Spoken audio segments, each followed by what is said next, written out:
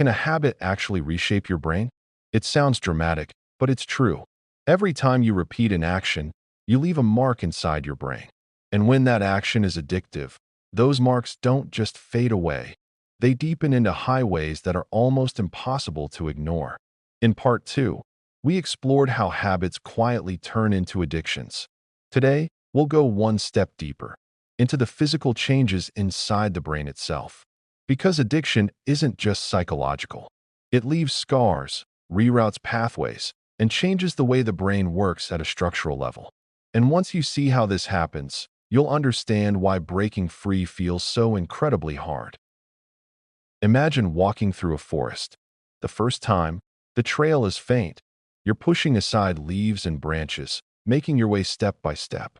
But go through that same trail again and again and again, and soon it's not a trail anymore. It's a clear path. Keep walking it long enough, and eventually it becomes a paved road. This is how the brain works. Every thought, every action, every habit is like walking a path. The more often you walk it, the deeper and clearer it gets. With addiction, the brain doesn't just build paths. It builds highways, multi-lane, brightly lit, impossible to miss. Meanwhile, other trails, the ones leading to joy and exercise, friendships, creativity, fade away from lack of use. What was once a balanced forest becomes a city with one main road, all traffic flowing toward the addictive behavior. The science behind this is called neuroplasticity, the brain's ability to rewire itself. Neuroplasticity is the reason we can learn languages, play instruments, or pick up new skills. But it also means the brain adapts to harmful patterns too. Whatever is repeated gets reinforced. Addiction hijacks this process.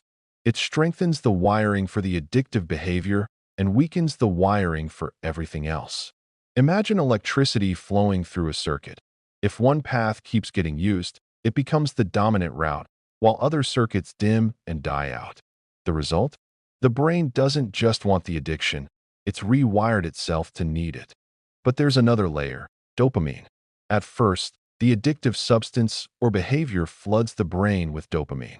The brain responds by reducing the number of receptors, almost like dimming the volume because the music is too loud.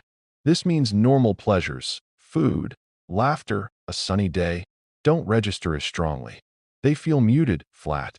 Only the addictive behavior can create the rush the brain now craves, that it's like turning the brightness down on life itself. The world looks gray, while the addiction is the only thing glowing in color. And here's the cruel part. The brain doesn't forget. Even after someone stops, those highways remain. They may weaken, but they don't disappear. A single trigger, a smell, a place, a stressful day, can light up the old pathway like fireworks. That's why relapse is so common.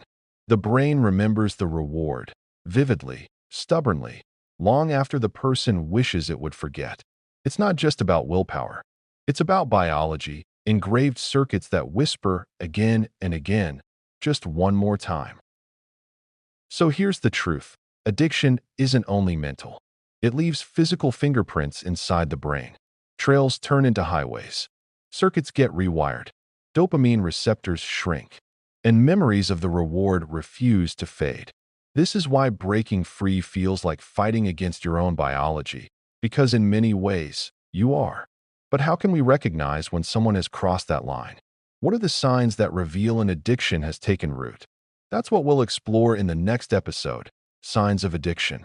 Make sure you subscribe so you don't miss part 4. And if this helped you understand addiction in a new way, share it with someone who might need to hear it. Awareness is the first step toward freedom.